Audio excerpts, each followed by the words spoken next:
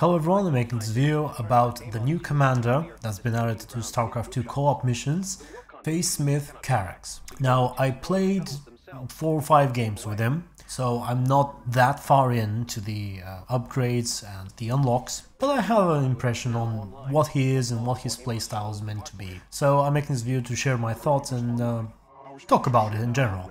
Right off the bat, he appears to be, I'd say, the weakest or perhaps the hardest to play of all commanders. Now, I have Aiur, Artanis and Vorazun at level 15 and the others at about level 4 or 5. The others being Kerrigan, Swan and Reyna. So I have a reasonable impression of all commanders, and I can say that this one is tricky.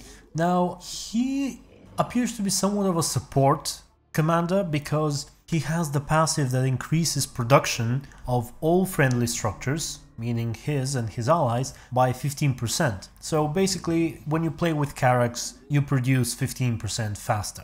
And that's pretty good. He also has the Chrono boost, or I believe it's called the Chrono Overload, which boosts production of all structures by, I believe it's 250 or 300%, and at level 5 is upgraded to 500%. So potentially production boost to 500% for 20 seconds. And he can do that perhaps, I don't know, like 3 times during the game, 3 or 4 times. And that's why I claim that he's somewhat of a support commander, because if you time that Chrono Overload properly with your ally, that can lead to some pretty good results. Now, you can usually cast the first one at about the time you get your expansion, a little earlier actually, but I feel like a proper strategy should be you wait for yourself and your ally to set up an expansion, and then as soon as that's done and you have some minerals saved up, you pop this Chrono Overload, and then both of you can nearly max out the workers on the expansions, as well as you don't have to build workers before the expansion is completed. So that's a pretty good strategy. And then the second one can perhaps be used to produce a lot of units, and that means that your ally does not have to build quite as many production buildings as they otherwise would. But if you don't coordinate and cooperate with your ally, I feel like that's a missed opportunity here. Now, what are the units? The vast majority of them are the Purifier units, the mechanical units. The Zealot is the Purifier Zealots, the Sentry as well. The Immortal, though, can be upgraded to have the Tal'Darim Immortal speciality, the Shadow Cannon. The Colossus and Phoenix also are the Purifier variants. The Phoenix has the phasing armor. I've actually made a video about all the unit variants. It will be somewhere on an annotation, you can watch it if you want to. So he basically has the Purifier units, except for the Immortal. He also has the Kaidarian Monolith, which is that heavy siege defense structure, as well as the battery from the campaign, which recharges shields. Now, what are the problems? Why did I say that he's the weakest or the hardest to play? Well, there are several problems. Now, the first one is that the units are overpriced. They're really, really expensive. I mean, just the carrier costs, I believe, was it 575 minerals and 350 gas or something? And then the Colossus is like 300 gas. They're just very, very expensive. To put it into perspective, I believe you can make, what, 6 or 7 Dragoons as Artanis for the same amount of gas you would use to make 1 carrier. So the units are really expensive. And all the games that I played, I got an expansion, I got all 4 geysers saturated, and toward the end game you will always be starved for gas. Your army, if you want to make the Colossi or the carriers, which are the big, strong, expensive units, your army will almost always have to be composed out of these units and the Zealots. You just don't have the gas to afford building, say, Colossi and Immortals, or Carriers and Immortals. You just have to build Carriers and Zealots, or Colossi and Zealots. That is for the most part what I've been doing, but I kind of feel like I may be transitioning to Zealot and Mirages. Mirages are the Phoenixes, just because you can have more units. Another problem is that the early game is very, very difficult. The Zealot also, by the way, costs 150 minerals, unlike the traditional Zealot, which is 100, for the other protoss commanders. So 150 minerals, and they do not get the reconstruction ability before you get the upgrade from the Twilight Council.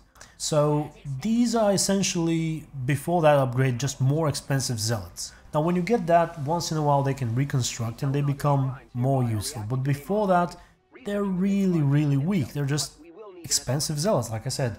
Also, sort of a sub-issue to that problem is that you have no cheap units who can attack both air and ground. Basically the carrier, the last and your most expensive unit, is the only unit that can attack both ground and air.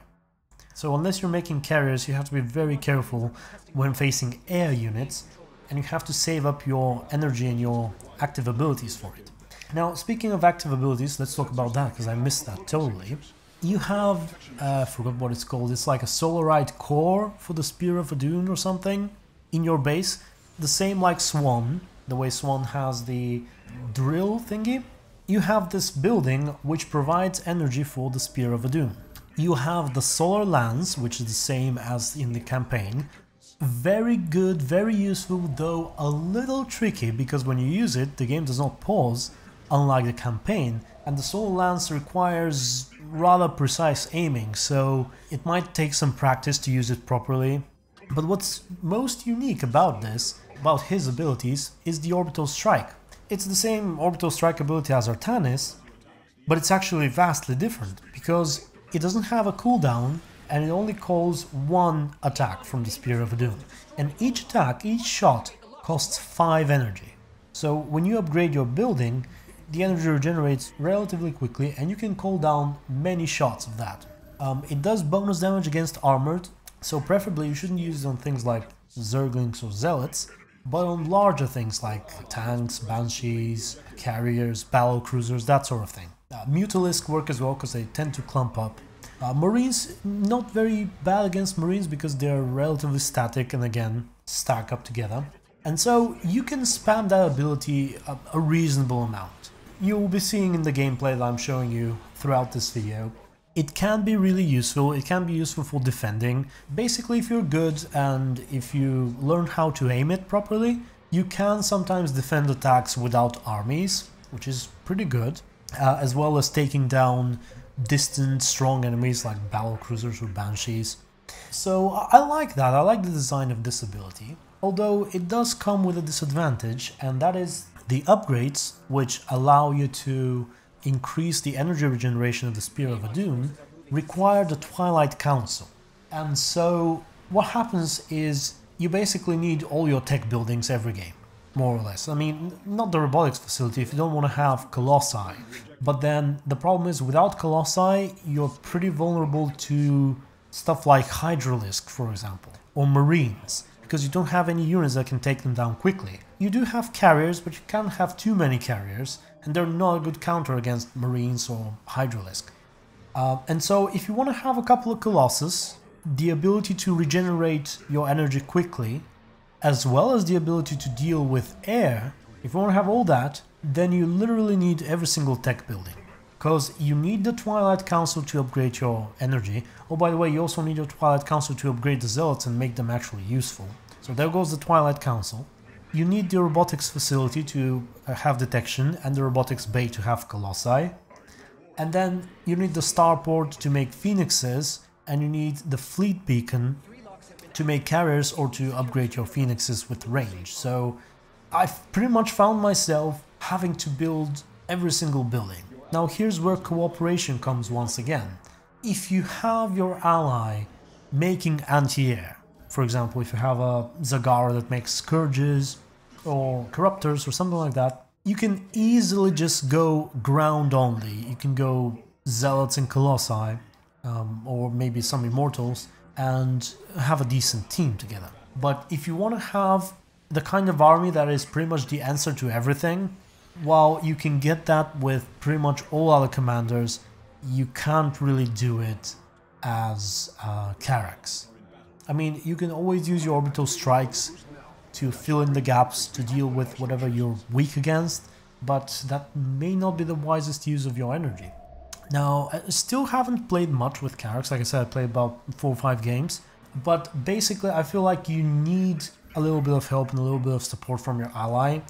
One of the games I played as Zagara, and he helped me clear out my expansion, which was very nice of him, because I want to try and make as few zealots as possible before I have their upgrades to reconstruct, because it just feels like a waste of minerals early game. So, thoughts about Karax. I still have to play a little bit more, but he's potentially good if you have a good ally, and by good ally I mean an ally that actually works together with you and not just play the game on their own, because it seems to be hard to play solo as Karax. It's hard to build an army that is the answer to everything, like mass Void Ray or mass Hydralisk or mass Dragoons. So these are my thoughts about Karax. Hope this gives you some information and some ideas on what to try if you play Karax yourself. And that was it. Thank you for watching, and until next video, stay tuned and be good.